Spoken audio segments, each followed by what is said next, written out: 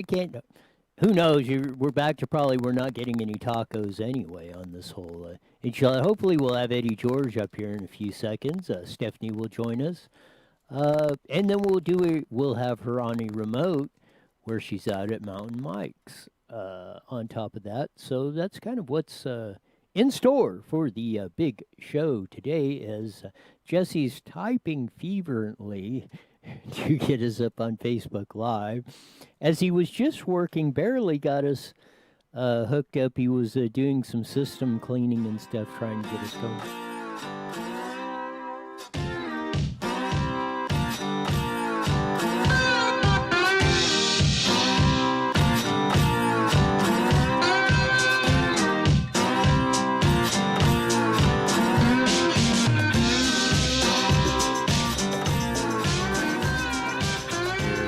That funky slide guitar that comes on every Monday through Friday on Newswire, both now on Facebook and at the aforementioned YouTube, which we fire up a couple minutes early on that exciting show to have on today. Eddie George hopefully will be joining us here in a few minutes. On that, Stephanie will join us in a little bit, and then on a remote from Mountain Mike's in Temecula.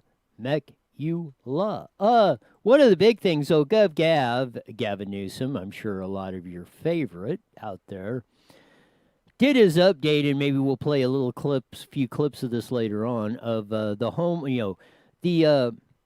hotel homeless, that $1 billion of your tax dollars are going to house and shelter the homeless in this whole enchilada. Mind you, while we're facing a $54 billion deficit on the whole enchilada in our state, and he just signed a budget, and at his press conference today, he just bypassed all the way through that, just really easy, and didn't hardly say anything about that. And he just glossed over that, but he was outside of the hotel, and what was really telling on that whole deal was the protesters. The protesters were out there. They had a bullhorn out there. And then what was really great was the siren job they pulled on them on that. So we had a lot of fun, exciting stuff. One of the things, and we didn't cover it yesterday, was the whole thing that's breaking out at the Norco City Council on that. You had other than what was going on, of that, you had Council Member Ted Hoffman. Some teacher that was coming up was sent an email to the Corona City Council asking to support Black Lives Matters on this whole thing going on. And it came up on the thing of, he said, I'm not going to support it. I'm a former police deputy sheriff, council member, all that. So you had a big protest yesterday down in Norco on that whole deal, and you had some of the more, let's say, and they don't call it horse country USA for nothing on that. They were up and down. Black Lives Matters was protesting and doing all sorts of stuff. But you got to call stuff like it is. Like I said, when we had the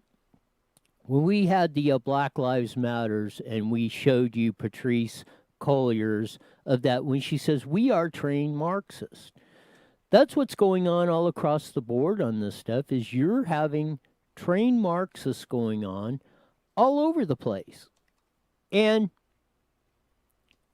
it's just it's staggering sometimes to me how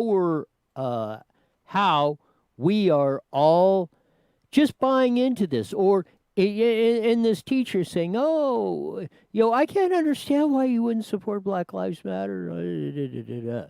We reached out to Ted Hoffman to bring him on the show, and he declined. But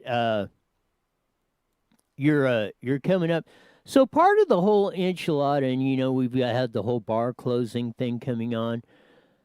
This is the latest from, and it's breaking out. LA's doing it, all that. Riverside County, And this is in the President Or Enterprise. Black Riverside Lives County Matter, bars must close starting yeah. Tuesday, June We 30th, reached as out. part of an effort to counter the surge in coronavirus cases and hospitalizations, public health officials announced on June 29th. The order by Public Health Officer Dr. Cameron Kaiser comes one day after Gavin Newsom recommended county, along with 7 others, shut down its bars. The governor, Sunday, June 28th, ordered bars closed in Los Angeles County and 6 other counties. Newsom also recommended that San Bernardino County close its bars. The Board of Supervisors will discuss this at a special meeting at 3 p.m. on Tuesday, which I haven't seen the results of that, but they should be out there. COVID-19 hospitalizations have steadily risen in the county and other parts of Riverside County in recent weeks. There is just 5 of this, but going into Monday, just 5 of the 385 licensed intensive care units were empty, with more than 100 ICU patients confirmed to have the virus and 23 in the ICU expected. So right now, 28% of our beds in ICUs are COVID patients. And you just got an email from that, and I don't know why it didn't trigger this. Oh, well, we'll just convert some of our other beds over, so we're not over capacity. We're not overdoing that on the deal. So what is the big surge? They should have been prepared. Why was if Dr. Kaiser's the health official, and he's seeing an uptick in ICUs coming in. We'll get into the reasons why here in a bit. But we came in on the deal, and only 28% of your patients are confirmed ICU COVID positive patients. So why weren't you up to this point? Okay, you're seeing an uptick in what's coming on. Why weren't you if you can convert regular beds into ICU beds, why wasn't that being done? Because we're only like at 65% of our total hospital bed utilization. So why, if again, it's the incompetence I see of these health officials that we have on a regular basis. I mean, Garcetti, Mayor Yoga Pants down in L.A. was trying to say, well, the protests didn't have any. We don't have any evidence that the protests had anything to do with this recent uptick surge in that. But, and this is a big but the beaches opening did. Now, this just totally boggles Roy's mind. How could all of them standing 2 feet, nose to nose, walking and marching in protest, chanting in front of Mayor Yoga Pants' house in L.A., or what was going on in this whole thing? We have myriads of pictures of the protesters all standing close together, no masks. That when you look at the beaches, people are spread far apart. Social distancing in the most cases across the board. And where is this? Why is it that when people are standing, and they say the uptick is in people with younger people doing it, why, when they're standing real close together at the protests and not practicing social distancing, you have no evidence that that's spreading it, but being out on the beach where people are far apart or more spaced out than they were at the protests is spreading coronavirus, so we got to close the beaches down. You have not heard one iota of saying we need to close the protests down. This is the hypocrisy of what goes on. And they wonder why we don't believe them. I mean, tell me how this makes not even logical sense, any kind of sense at all. Unwind this stuff for me. Unwind Gavin Newsom with the whole bars, or the whole this and that is going bad, and each and every day that you go on for that. You You find all this stuff, and it goes just absolutely incredulous of what's going on here. And there, but again, it's like anywhere, L.A., Norco, anywhere across the country, Seattle, Minneapolis, New York. I don't care where they were protesting on the whole deal. You're not hearing any that didn't have anything to do with the surge of coronavirus. If it's doing that, what we've got to ask ourselves on this whole thing is what have we done and why is it? That's the key question. I put out the answer, and we'll have Dr. Kelly Victory on Thursday. We have her scheduled for Thursday coming in. Of to see that my theory is most people in air conditioning is probably a big spread of this stuff, and people sitting in close quarters of that. But now, as Gavin Newsom did today, and giving away $1 billion of your money to the hotel homeless.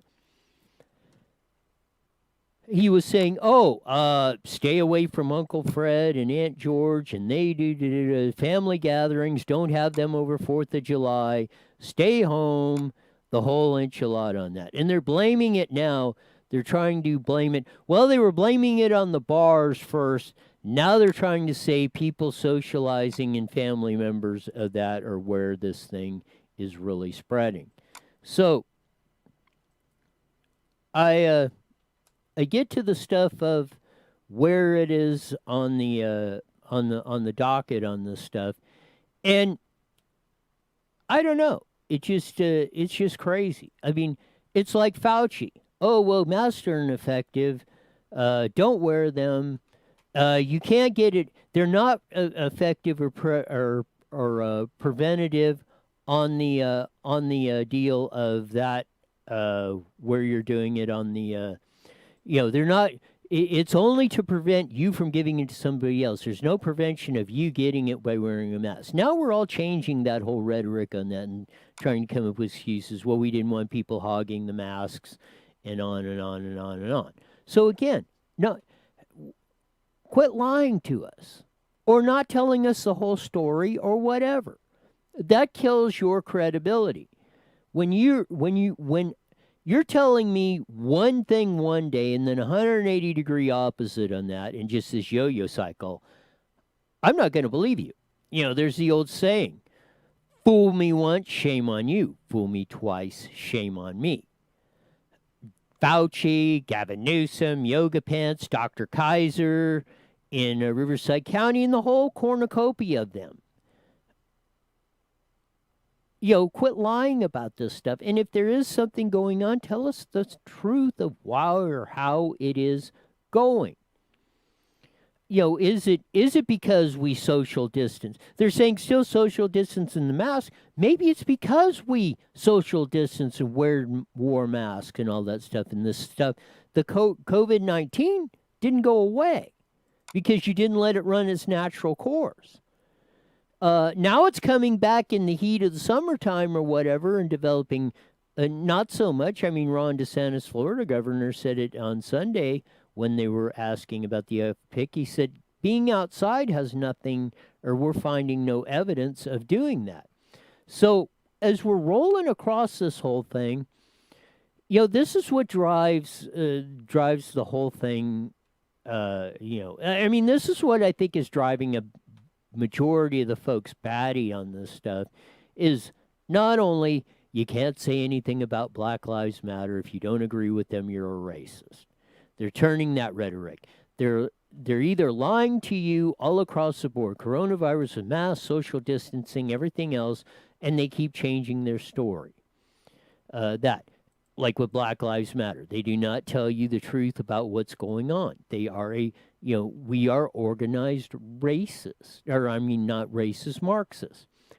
That was Patrice Collier's, the head of Black Lives Matter, one of the co-founders, let's say, of that, in 2015.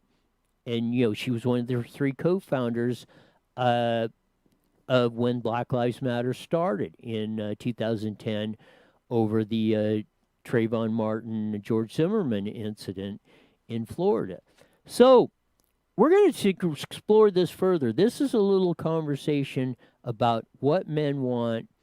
And I think it really ties into a lot of what we're going. So here I am with Stephanie on that. One thing, and we've been talking a lot about, I brought it out, I think I brought it out a couple of years ago, the war against the straight white male.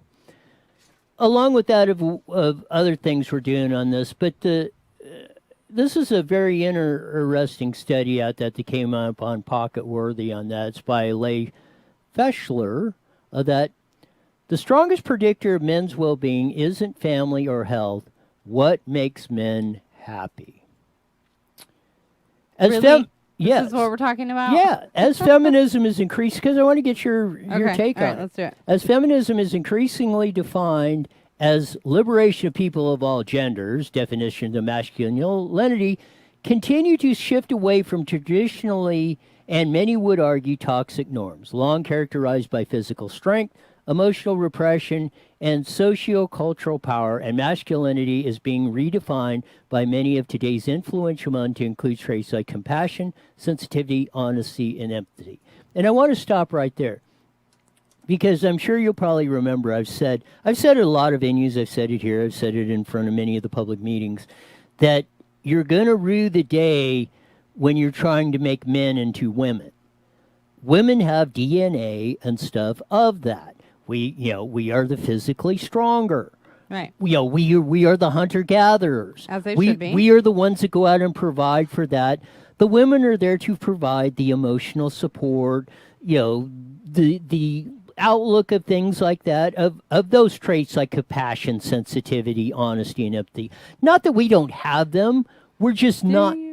Yeah, but I mean, and not that we shouldn't have them, but our dominant traits to accomplish those things of being provider, hunter-gatherer, protector of the family, of that, comes from that physical strength, emotional repression, socio-cultural power, going out there. Yes, I have to go out and get a job or build a business or build an income to support the family. So we have a roof over our heads, cars to take the kids' clothes, and everything else to provide for that. And it takes a lot of that. Sometimes you got to block a lot of things out to accomplish that goal. Right. And this is what I'm saying, and I've said, but further reading from the article on Pocket Worthy, in the midst of this changing trend, it feels like more essential to ask what makes men happy. The answer to this question is men's grooming company Harry's partnered with the University College of London psychologist John Barry, co-founder of male psychology section of the British Psychological Society, to conduct one of the most comprehensive studies of American masculinity on record. In 2018, the Masculinity Report is titled surveyed 5,000 men ages 18 to 95, Wow. which I guess That's I wouldn't. Because really big. Yeah, range. I'm 108, as you said, so I wouldn't have been 183. surveyed in that. Across the U.S., weighted for the race, income and education, sexual orientation, military service, and more. The response were asked about their happiness, confidence, emotional stability, motivation, optimism, and sense of being in control. They were asked how satisfied they are with their careers, relationship, money, work, life balance, physicality, and mental health, and also the values that matter most to them. So what do you think it was? I'm not sure, but you know what? I want to go back to the age range. 18 to 95, that's huge. You take an 18-year-old versus a 30-year-old, the maturity level is going to be way different. Like, that's just, how are you going to base that? Yeah, but your DNA and your natural predisposition is never changes. Screw your DNA. Through life, you're going to grow and you're going to learn new stuff. You can't base it off that. So you're not going to guess, so let's go to the article on that. Whatever. Because you're on that. The results showed a clear trend. The strongest predictor of men's happiness and well-being is their job satisfaction, by a large margin. And the stronger predictor of job satisfaction is whether men feel like they're making an impact on their company's success. So, again, it's part of that. So that's what they're saying. That's what make men happy is their job. What makes men happy is if you are successful in a career. You are successful in the business world. You are able to provide. Well, then how the hell are you so happy? I'm just kidding. Safe as fucking. I'm kidding. But as you do that, and I can tell you this, the strongest predictor of that, because if you are successful that at does make sense. if you are successful at that, whatever That your builds career, your ego. yes, You you feel good jellies. exactly right. You're almost reading what the rest of the survey comes. So let's read it. This Let's measure go. study finds that it is influenced by whether men feel they are using their own unique talents at work, whether they are surrounded by a diverse set of perspectives, how easily and often they chat with coworkers, with whether they feel their opinions are valued, and whether they are inspired by the people they work with. And these results align with Harry's 2017 study of 2,000 men in the UK, also led by Barry, which similarly found that satisfying, secure employment is the strongest predictor of men's positive mindset. Men who have a high job satisfaction are very likely to be content at other aspects of their life. The report of the UK study explains. Men are more likely to be men at ease with themselves. Everything else, contentment at home, relationship, friendships, flows down from being satisfied at work. Again, like I've said, when men are content with what they are doing and they have a sense of accomplishment that they are able to be that provider, that a protector, that hunter-gatherer, that everybody is provided for and they have the tools they're going to need to succeed on top of that, not only in that, in their family life, but in their work life of that. Men, no matter whatever, they've done 2 studies in the UK and the United States.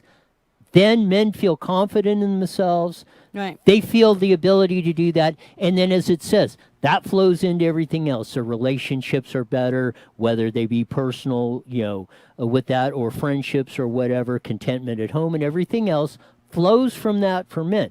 So that is how we are wired. Whatever. No, I'm just kidding. No, I get it. I mean, I don't know. So what about a man that's not at a great career in his life? You don't think he's as happy? Like, there's the study. In over 7,000 people between the UK and America say. I wonder what make women happy. Well, we'll do It's that. not men. That's boy, is that going to be a complicated one. I told you we're fairly simple creatures of that. Go get a job and make money, and you're thrilled. Well, yeah. I don't know if I believe that. Because I think there's more factors that got to weigh in on that. You look at it from more the emotional sensitivity. I mean, part. I can see like a man going hunting and like that makes them happy. I can see the job thing. That makes sense. Well, it makes sense. It goes let's go back to the hunter-gatherer days when, back in then, that's what the men did. They went out, got the game, hunted, provided the food for the family, whatever, built a shelter in a cave or bamboo hut or whatever. So, okay, if you're in a relationship, you're married, whatever, and your man's not happy, you tell him to go get a new job? Well, no. Is that what we're doing here? Not that he needs to be. He needs to be. You need to build the ego and be like, oh, you're my savior? Well, no, you provider? If I was, and I think you're going to see in the studies of like what makes women happy, they look at this and that's what they do. They look for men. I can't wait for that study. They look for men that are successful in that, and they're attracted to them if they have those traits, because they're thinking, okay, this guy's I think that man has that confidence, that ego. Yeah, he's able to protect me. That's an automatic turn-off. Right. I think anybody. Well, and that's what I'm saying, and that's why when you try to strip that from the men. Why would you try to? Well, look at the first. Are you trying to go like women need to go back home and like get the soap tub and be washing clothes by hand? No, Are you trying to bring that crap back? No, I'm not saying that. What I'm saying is what like I heard that. Right there. I'm going to read the first part of the article again. As feminine is increasingly defined the liberation of people of all genders. Put it up on the screen. Definitions of masculinity continue to shift away from traditionally, and many would argue, toxic norms, long characterized by physical strength, emotional repression, and sociocultural power. Masculinity is being redefined by many of today's most influential ones to include traits like compassion, sensitivity, honesty, and empathy. But you know what that is? That's too many boys being raised by their mother. because the dads take off. Well, of two, and yes, I agree with that. I Boys think don't. a lot of boys aren't getting taught the hunting factors. Again, the I say work hard, ethics, and exactly. that's where the dad comes in. So yeah, I agree with you. I see where the Exactly. argument That's is. what I've said about this, and But I think that more men need to have more sensitivity, more honesty, and more empathy. The compassion, maybe not, but I think that those are important traits for any man to have. what we do, and I think you can be a man and have those Right. so-called, but this is like comparing it to like Black Lives Matter and all the stuff like we were talking about the selfishness of yesterday of that and doing that. That's what the danger is of trying to and shaming anybody that says these things like that. This is how we are wired, and this what makes us tick. Not that we didn't, but if you say that, you are publicly shamed. Oh, you're just a brute. Like you were, and not to make light of what you said about, oh, are you trying to make us go back to the days of the washboard or another? No. There's a confident. But I think that still needs to be a foundation in every home, though. Yes. I don't think it's a bad thing. And I don't think, and a confident strong man is not going to be scared off or would actually encourage a woman to actually, everybody, I don't care what, or getting into all the other different categories we have, everybody should do what makes them happy and makes them contented, successful, or however they define it. Right. You shouldn't put roadblocks into that. I would never be anywhere to say to any woman not to try and attempt to do anything. Right. If that's what makes you, try it. You see if you like it. If you don't, you don't. But I would never put roadblocks in front of anybody per se of that. But that's what they're trying to do. What I see, and we've done this whole thing of like I talked about on the bullying day when the kid had the deal at Moreno Valley Unified and his mother brought him up there and he's being bullied. And after I told my story about bullying after that, and I just did it off the cuff, and she brought him down to me and, short story, and said, look, listen to this guy. He went up there and said that. He was scared of it the first time he had to do it, but he knew he had to do it. And I was saying that kind of like, and I'm just assuming, maybe she wasn't, but she looked like a single mom of that. Mm-hmm. Like, this kid is not getting taught the male side of this, how you deal with these situations. And I agree with you of that in a lot of homes. The roles are not defined like they should be. Right. We're trying to mix them, or like I said, we're trying to take men and make simply like that said, like what I've been saying, and I think this first paragraph backs up what the short story or the kind of pizzazz way I say it to get your attention. Stop trying to make men into women. I don't think that they're being made into women. I think that men lost what their character and role is as a man, and they're just not doing it anymore. I don't think they're becoming women. I think they're just becoming lazy. You don't think it's because of like the shaming and stuff of that? If you say these things, it gets turned around. Oh, you're a brute.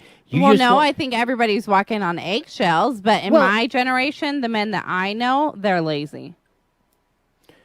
Because here comes the hate mail. Men aren't men like they used to be. I'm and saying they're not teaching just the because youngers of that. to be that. Because if you say that, oh, men are predisposed to do that, then they say, oh, you're the brute. You're just trying to grab women and drag them by the hair and into the bedroom and the whole enchilada of that.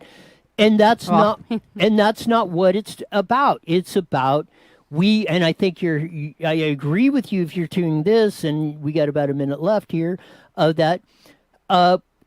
Again, I agree with you that we have raised a generation of men who are afraid to be men. They're afraid to stand up and say anything because they're afraid to get castigated, do that, or made fun of, or criticized, or publicly shamed, or anything else. I don't think they're afraid to be publicly shamed. Like I said, I think the foundation in the home is lacking a lot. I think that maybe there's a lot of homes that are lacking that male figure. I personally want my kids, I want them to go out, go fishing. I want them to learn how to hunt. I want them to go shoot a gun when they're at the right age. I want that for my boys. But I also want them to have the compassion and the sensitive side to be able to relate to them being a great husband or just a provider for their children growing up. I don't think it's lacking, though. I don't think they're worried about being cast aside. I personally would love a man to go and do all that. And I think they need to come back around again, because now all I see is people just on video games all day long. Yeah, but the boy. They work the How many video times games have way I better said than that? they work the women. Yes, I've said 1 that. minute. You know, especially the generation coming up. I mean, that's all they're. You know, that's what they were raised on. Right. That, and I mean, it's short circuiting my brain. Exactly. Like I said, the men are learning how to work the video games better than the women. I think the foundation needs to come back into the home. There's nothing wrong with the man doing the outside work and the woman's inside cooking and cleaning. I think a lot of women take that personal, though. There we go on the deal of that. Your mic's not 30 seconds.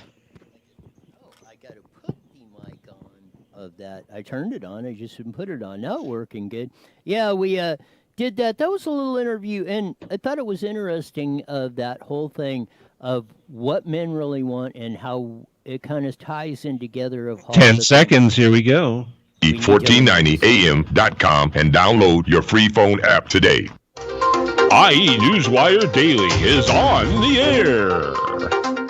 The following is a paid program. Views and claims expressed are those of the program producer and are not endorsed by this station. Opinions expressed are not necessarily those of radio station KMET, its management, employees, or affiliates.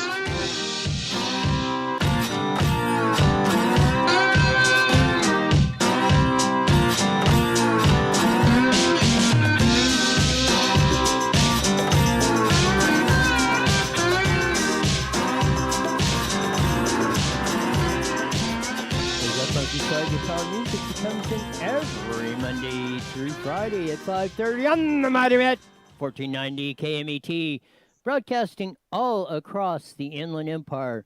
Thanks to all of those who joined us from that stayed with us on IEN Newswire on Facebook and YouTube. Now we have the vast listening audience that is all across the Inland Empire that's coming on there. Lots of good stuff that we talked about, and I thought that first segment, and if you didn't, those of you who are watching on or listening on a KMET, the Mighty Met, on hopefully on your commute home from work, which is ever increasingly looking dimmer and dimmer, and especially if you work in a bar or stuff, that's off the table right now, and we're looking for that, but the topic of what men really want and how it relates to, I would say, the present state of the society we're in, good, bad, or indifferent, however you want to look at it. But I've pointed it out many times, the war against the straight white male and how we're getting blamed everything, and that even seems to be an even bigger issue right now. And I really paused to think, and even amongst that, maybe this stuff, and you look back on it, the feminist movement of the 60s and Betty Friedan and all that, and, burning the bras and all that, and woman power and all that, and if you spoke out against that, you were evil and you were publicly shamed. Look for the, and Jesse, look for the audio clips that Sean or you made up on the deal of the Black Lives Matter on that, because I want to play those, because it's going to be kind of a segue in. But look at it back in there. You were publicly shamed back in the 60s or 70s if you said anything against women, or the white man, the straight white male is trotting us down. We don't have opportunity. We don't have board to work. All you men, all you want to do is grab us women by the hair and drag us into the bedroom, yada, yada, yada. You're all a bunch of sexist, masochist, da-da-da-da. That was the rhetoric back then in that. Fast forward, let's just get to the Black Lives Matter that... I would get to the email and just get to those clips, those audio clips of that. But Black Lives Matter, of what we're doing of that whole thing of that. And it's very interesting to see the tactic now. Here you go. Of the whole thing on the deal, KMET programs. Or, it's KMET... radio, and which one of it is in there? It's in there somewhere. But media, no, yeah, you'll find it. But you go back and forth across this thing, and it's just it's astounding how the same techniques, and we went through this a lot, and that's kind of why I'm using the if you think it's just me or what, or I'm just making this stuff up, these are experts that did it, and you peel back the onion, like I said when what I said from the beginning. When you do hashtag Black Lives Matter, you are supporting that organization and for what it stands for. And when you get to the point of that, go to my email. I think that's where it's at. Of that. Yeah, okay, that should do it. That one's probably better if it's on video. But when you get to that point of, here it is. This is what we are. And they say we are organized Marxists. And it's astounding how this works. And this is the whole rhetoric that's going on. If you say anything about, anything, if you say, or you refuse to support Black Lives Matter, or you point this out, you're a racist. Don't you support this? And they come all this, Black Lives Matter, and you can't say all lives matter. That doesn't it. We are, and this and that. So I want to play Patrice Collier's in 2015, one of the three co-founders of Black Lives Matter. Again, just for emphasis, go ahead and roll the video. Is that we actually do have an ideological frame. Myself and Alicia in particular are trained organizers. We are trained Marxists. We are super versed on sort of ideological theories. And I think that what we really try to do is build a movement that could be utilized by many, many Black folk.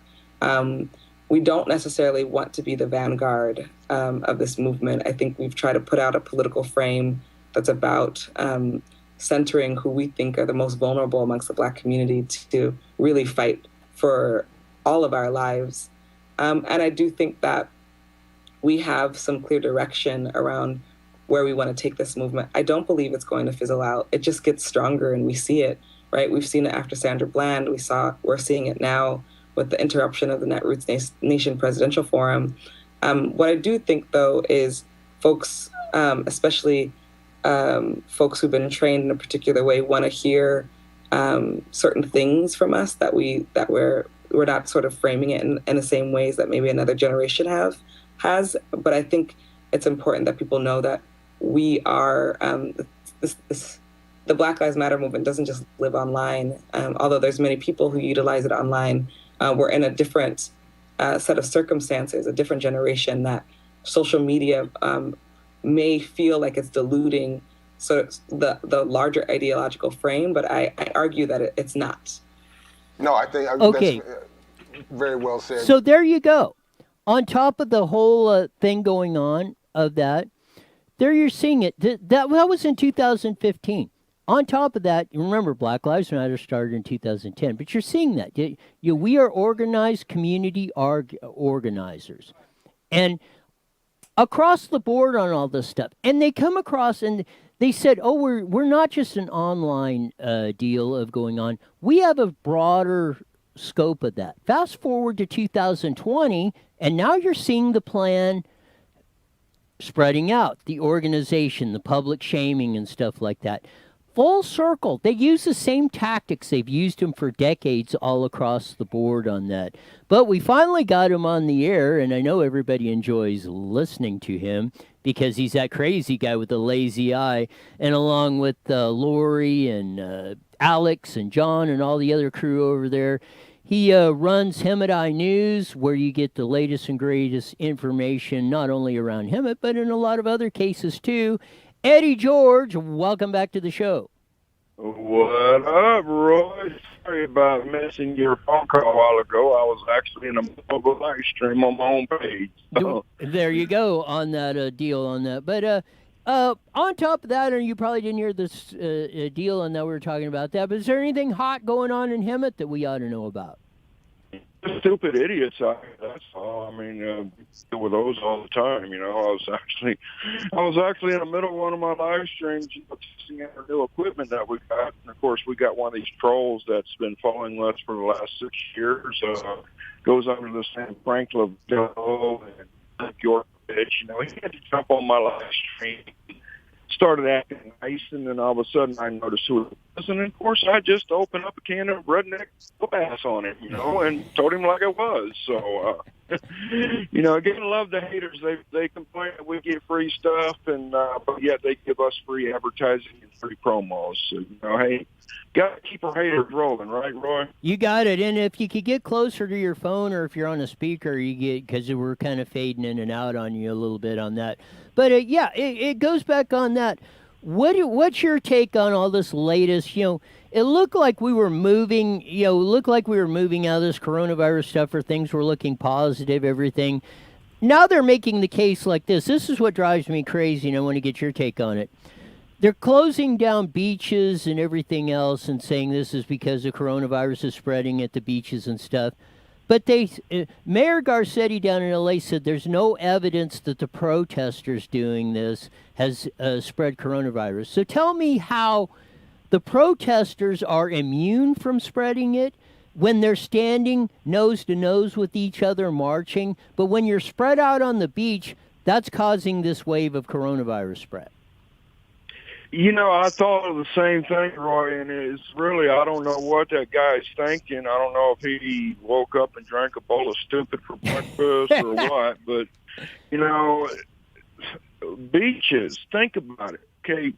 People are more than 6 feet apart. And if they're not their own family, you know, so they're in their own house, they're close to each other in their house, they go to the beach, enjoy the beach, you know, so they're not like mingling with strangers like you would in a riot or in a protest. People are closer together. You got this big long beach that goes for miles and miles and miles. People are like 100 feet apart, you know, if not further, out in the water, you know. And no, I don't think closing our beaches should be an option versus these protests, these big gatherings like this. You're going to get, I'm sorry, but you're going to have more chances of getting the COVID by being in a closer groups like protests than you would be on a beach spread out hundreds of feet away from each other. And that's what I brought up. First, like Fauci, 3 months, 4 months ago, masks are not effective. Masks are not effective for you getting it, but maybe possibly preventing you. Now masks are preventing not only you be getting it, spreading it, but you getting it in too. They're totally changing their stuff. And when they say stuff like this all across the board, now, how do we know when you're telling us the truth, or when you're telling us the whole story, or when you're trying to come up with this stuff? Actually, I came up with a solution for that. Good. I've let it rip. I actually found out how you can tell when they're telling the truth. How is versus when they're trying to lie. Okay, when they lie, their mouth is moving. When they're telling the truth, their mouth don't move. Plain and simple. And it goes back to the old adage, you know, fool me once, shame on me, shame on you, fool me twice, shame on me. And that's what, right. And I think that's why there were, you know, a vast majority or a lot of the people are saying, what the heck is going on here? I mean, you know, what story are you coming up with that we are going to believe on this stuff? And I think this is what's ultimately going to cause more harm than good across of what they're doing. That's right, exactly. And, you know, I really don't think this COVID is as serious as they think it is, because, I mean, we have more people die from, you know, worse stuff than this. And Roy, I really think this is a control thing. I'm right up your alley with that.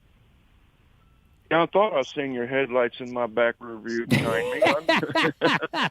That yes, and I've said that, and I said the ultimate selfishness act that you can do is youth, the protesters are the ones occupying Chopper, going destroying other people's property or controlling your lives for the benefit of you. That's the ultimate definition of selfishness, calling the normal everyday people and taking away, like I said yesterday, July 4th, 2019 might have been the last time we're celebrating freedom as we knew it in the United States with all this stuff. You can't go nowhere. Now they're saying, well, if you visit your family or have your family over or go that or you're in gatherings, you're going to kill everybody with coronavirus, all da da da da. Oh, over the 4th of July. Right, exactly. And it's like, yeah, I mean, we probably won't even have really a 4th of July this year. Really. I mean, they're closed, canceling a lot of the activities. I mean, we are going to have the fireworks celebration here in Hemet area, but it's, we're going to be live streaming, and I actually will be doing a live stream for Valley Wide this year. So you'll be able to go to their like page on Valley Wide Recreational page and like it, and then you'll be able to follow my live feed on their page and actually watch the fireworks. They're not going to have anybody group out and out in the park and watch it like we normally do because of the COVID. So it's going to have to stand on your rooftops or on the back porch, front porch, out in your driveway, look up in the sky, or look on your phone, Yeah, I mean, like you said about the control thing, what's the best way to conquer and divide? Split everybody up. Now they're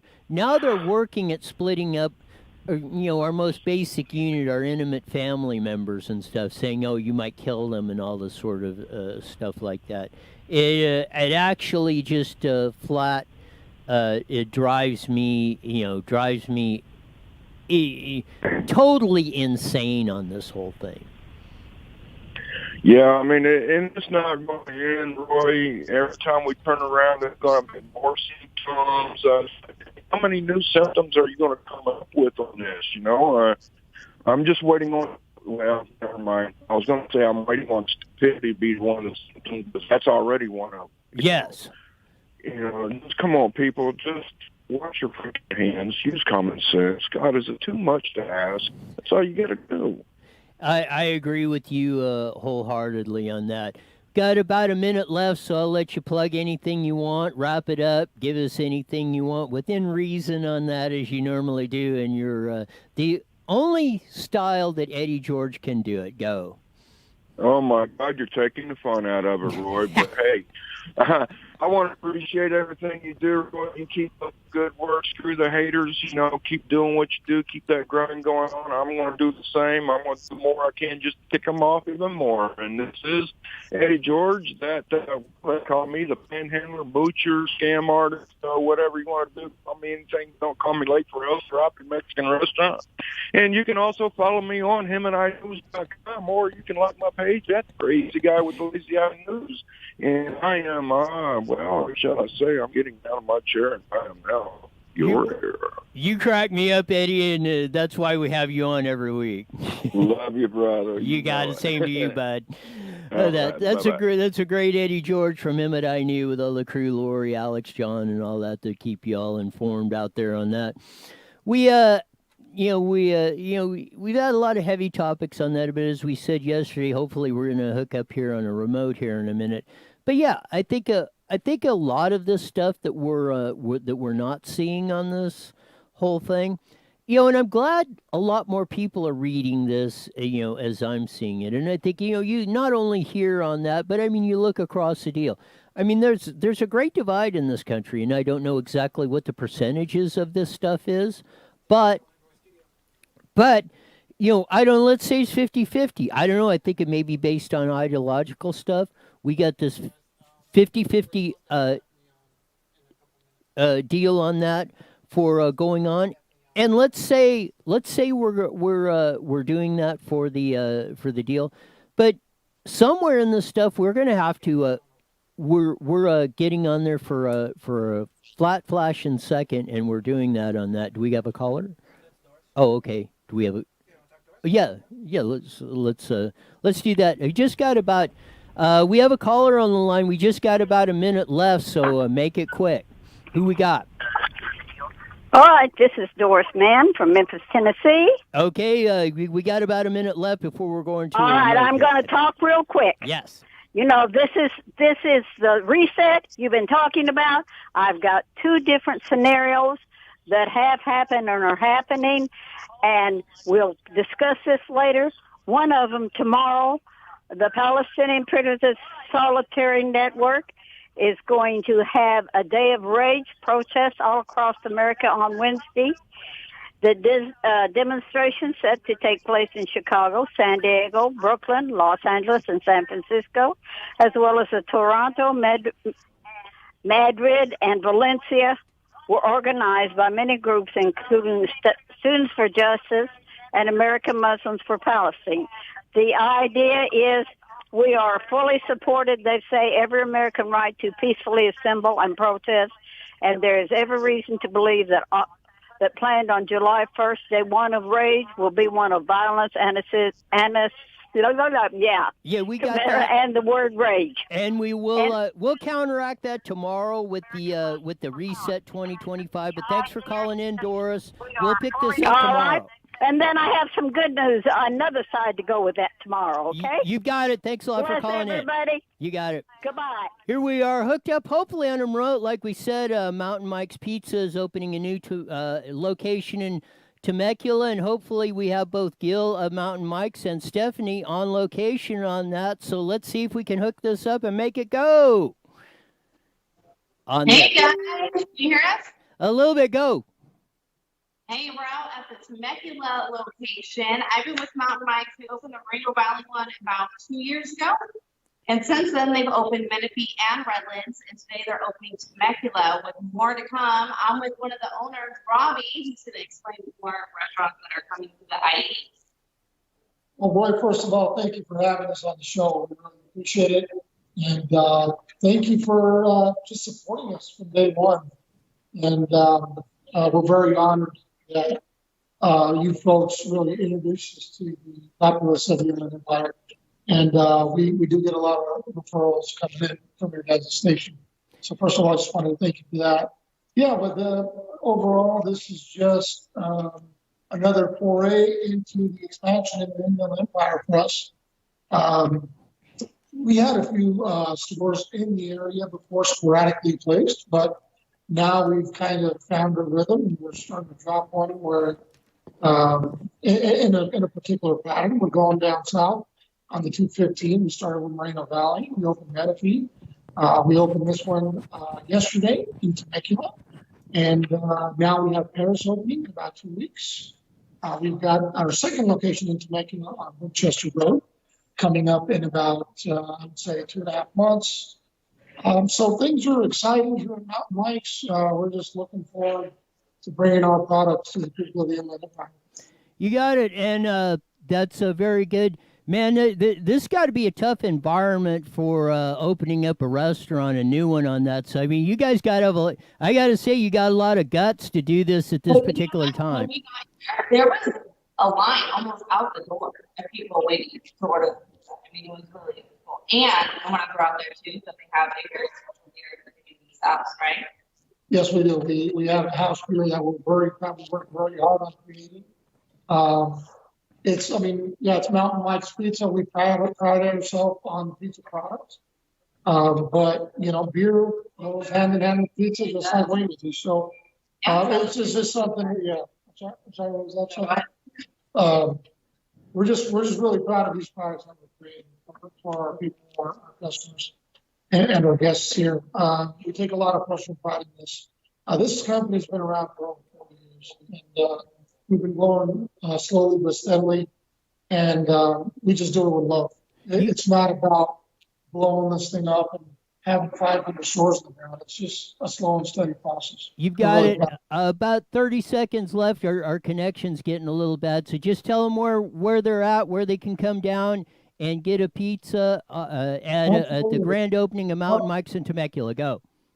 Sure. Right. Well, this location is in Temecula. We're off of Yanez Road. We're on the corner of Yanez and Rancho, California, in the big Vons and Target Center. It's called the Temecula Center. We are located at 27644 Yanez Road. And we are open for dining, pickup, and delivery. We look forward to taking care of y'all. There you go. Thanks a lot, Robbie and Stephanie, Thank for you, bringing Rob. us this remote coming Thank you. in on that. And we will see you, Stephanie, in studio tomorrow. Yes, you will. You got it. Thanks. Bye. Thank you. That there you go, Mountain Mike's Pizza on that. And if you, I think if you mention IEN Newswire on that, you get a free medium pizza, one topping pizza on that. So make sure if you're headed to there at Mountain Mike's on Yanez Road on that brand new grand opening of that coming across. So we're that's a exciting event, and like I say, it takes a lot. You got to have a lot of guts to open a restaurant in this environment. That when with all the aforementioned that we talked about earlier stuff that's going on in the good old USA state of California on that. Hope you enjoy the homeless hotels that you're paying $1 billion for. That Gavin Newsom just signed up when we're looking at a $54 billion deficit. The stay-at-home orders, the closing of the beaches, don't have any gatherings outside of your family or whatever on that. This and that. It's all the craziness that's going on and all the questions. Don't stop. Don't stop asking questions. Don't stop demanding and demand answers from your public officials that are doing that. Ask Dr. Cameron Kaiser, the Riverside County health official, why didn't you, if you've seen an uptick in cases, why you weren't converting regular hospital beds into ICU units when you seen that uptick go, so you were not running into problems or you're not running afoul of the state guidelines if that's what you're following. So, again, like the whole thing, and why beaches are closed, but protests are in protest. If you're standing outside protesting nose to nose, that doesn't spread COVID, but being on a beach where you're social distancing and away from a lot of people, that does spread the virus. How do we make sense of all this? I don't know. Like Eddie George says, we're opening new cans of stupid every day, it seems like. We'll be back tomorrow on a Wicked Wednesday with Stephanie on that, bringing you all the news and views all across the board in the Inland Empire. So, until then, see ya!